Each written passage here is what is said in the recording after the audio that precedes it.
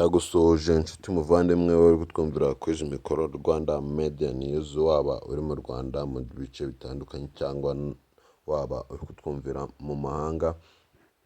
Amahoro y'Imana abane nawe. Rero nk'uko mubimenyereye, iyi Rwanda Media News niyo ibagezaho amakuru agiye atandukanye, yaba ari amakuru y'uburezi, yaba ari amakuru y'imikino, yaba ari amakuru y'ubukungu. Amakuru yose uyasanga hano kuri Rwanda Media News. Nimba ari ubwa mbere uri kutwumvira kuri izi mikoro, ndagusaba gukora subscribe, share and comment kugira ngo ujye ubona video zacu za buri munsi, amakuru yacu ya buri munsi. Rero icyo tugiye kuganiraho mwakanya nta kindi, tugiye kuganira ku ngingo ebyiri: uko abanyeshuri bazasubira ku ishuri nk'iki gihembwe cya gatatu, ndetse n'ibikoresho bazasabwa kugira basubire ku ishuri.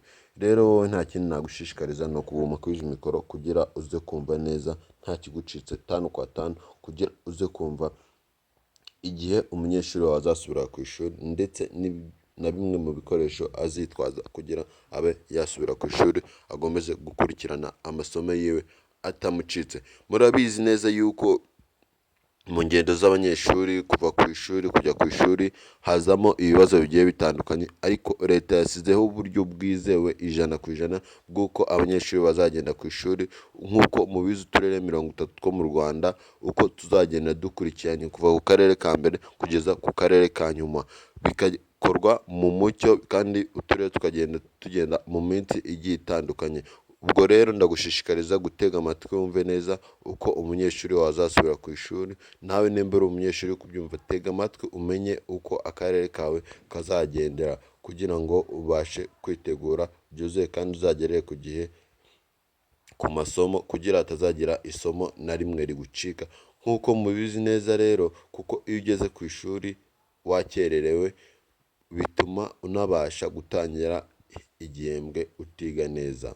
Ngaho rero tega amatwi kuri Rwanda Media News kugira ibyo byose mbikugezeho tanu kwa tanu. Uri kutwumvira kuri izi mikoro uri mu Rwanda cyangwa uri mu mahanga, uri mu Rwanda mu turere dutandukanye, mu duce dutandukanye, nyemerera ngusomere rino tangazo ryasohotse mu masaha make yashize. Itangazo ryasohowe na Minisitiri y'Uburezi ifashijwemo na NESA. Hashingiwe ku ngengabihe y'umwaka w'amashuri wa 2025-2026, hatangajwe na Minisiteri y'Uburezi, Ikigo cy'Igihugu gishinzwe ibizamini n'ubugenzuzi bw'amashuri NESA kiramenyesha ababyeyi, abayobozi b'amashuri, abarezi ndetse n'ababyeyi ko abanyeshuri biga bacumbikirwa bazatangira gusubira ku ishuri gutangira igihembwe cya gatatu kuva ku itariki ya 17 z'ukwa kane 2026 kugera ku itariki 20 z'ukwa kane 2026. Nimba wumvishe neza rero, umunyeshuri wa mbere, ikigo cya mbere, akarere ka mbere kazatangira kugenda ku itariki 17 z'ukwa kane 2026, noneho ubwo bazarangiza kugenda ku itariki 20 z'ukwezi kwa kane 2026. Gahunda y'ingendo iteye mu buryo bukurikira hagendewe ku karere ishuri abana bigamo riherereyemo. Ubwo murabyumva neza rero, ikintu bagendewe ni akarere, bitewe n'ishuri umwana yigamo, bitewe umwana ahaturuka, ubwo bitewe n'uko mu gutaha abanyeshuri bagiye bataha. Nimba umunyeshuri ikigo cyaratashye bwa nyuma, ubwo ngubwo kizongera gusubira ku ishuri ubwo ku itariki 20. Itariki ya mbere rero uko abanyeshuri bazatangira kugenda, ku itariki 17 z'ukwezi kwa kane 2026, ubwo azaba ari ku wa gatanu. Ruhango, Gisagara, ubwo ni mu majyepfo, Ngororero iburengerazuba, Nyagatare, Gatsibo iburasirazuba. Ubwo kutwo turere tugeze kuri dutandatu mvuze, ku itariki 17 z'ukwa kane 2026 nitwo tuzabanza kugenda mu gihugu cyose. Ubwo azaba ari ku munsi wa gatanu. Mu gihugu cyose uturere dutandatu nitwo tuzagenda ku itariki 17 z'ukwezi kwa kane, azaba ari ku munsi wo ku wa gatanu. Ubwo ni ku munsi wo ku wa gatanu w'icyumweru kigiye gukurikira.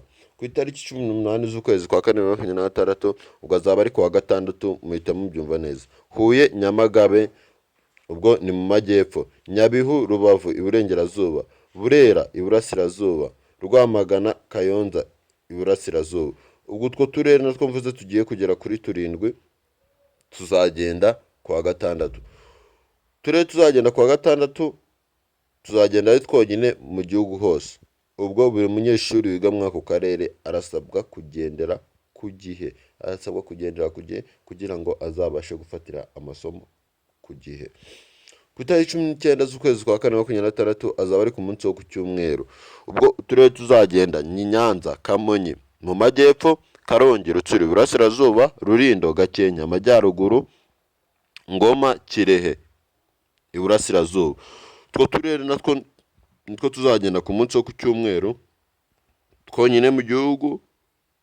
Buri munyeshuri wese wiga muri ako karere arasabwa kubahiriza igihe cyashyizweho na leta kugira azabashe kugera ku ishuri ku gihe. Ku munsi wa nyuma azaba ari ku munsi wo ku wa mbere. Ubwo ku wa mbere uturere tuzagenda ni uturere turimo Muhanga, Nyaruguru amajyepfo, Rusizi, Nyamasheke iburengerazuba, Bugesera iburasirazuba, Gicumbi amajyaruguru, Nyarugenge, Gasabo, Kicukiro umujyi wa Kigali. Utwo turere nitwo tuzagenda bwa nyuma, nitwo tuzasoreza utundi. Ubwo azaba ari ku munsi wo ku wa mbere.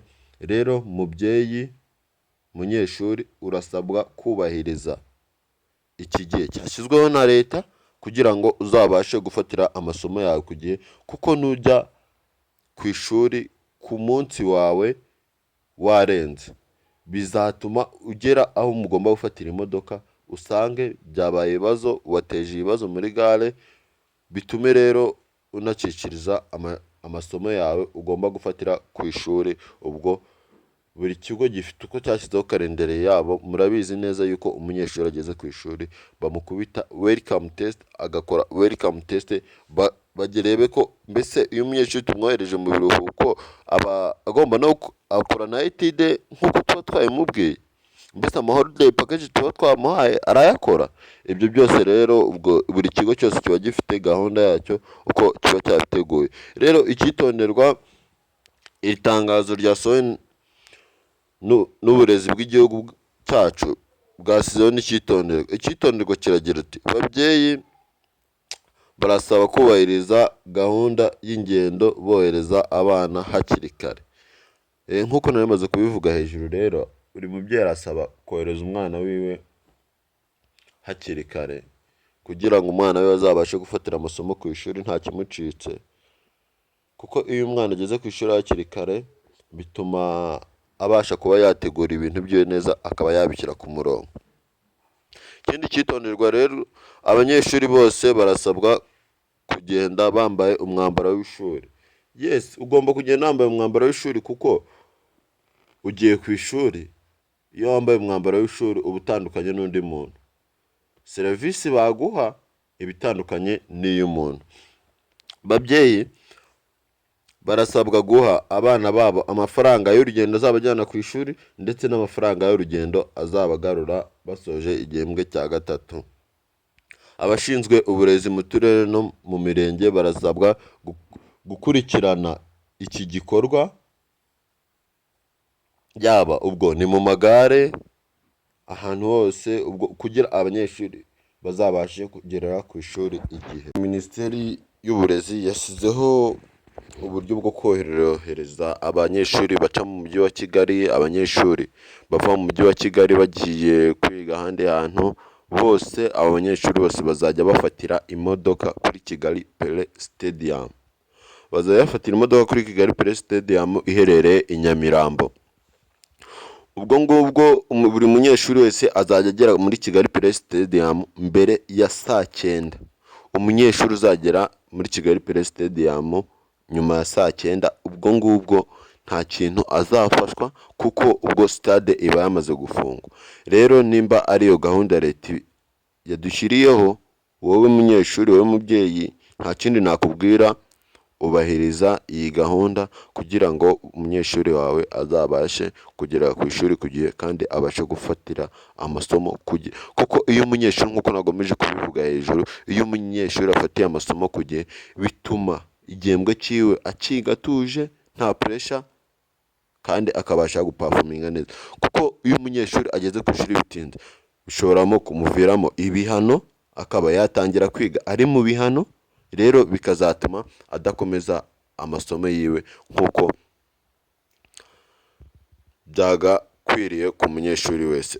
Rero nimba ushaka ubundi busobanuro wanyarukira ku mbuga nkoranyambaga za NESA, ubwo kuri Facebook ni NESA Rwanda, kuri Instagram ni NESA Rwanda, kuri YouTube ni NESA Rwanda, ndetse no kuri Twitter ni NESA Rwanda. Website ni www.nesa.gov.rw. Ubwo rero ndagushishikariza kubahiriza iyi gahunda ya leta kugira ngo utazasanga waguye mu makosa. Mubyeyi, murezi, ibi byose ni mwebwe mubifite mu bubasha bwo kubikora bikagenda neza, ariko mbona no gushishikariza abayobozi b'ibigo babashe gutegura uko bazakira abanyeshuri, abana bazagera mu kigo basanga ibintu byose biteguye nta bindi rwasereri. Ibiganiro byacu nakagaruka kuri Rwanda Media News.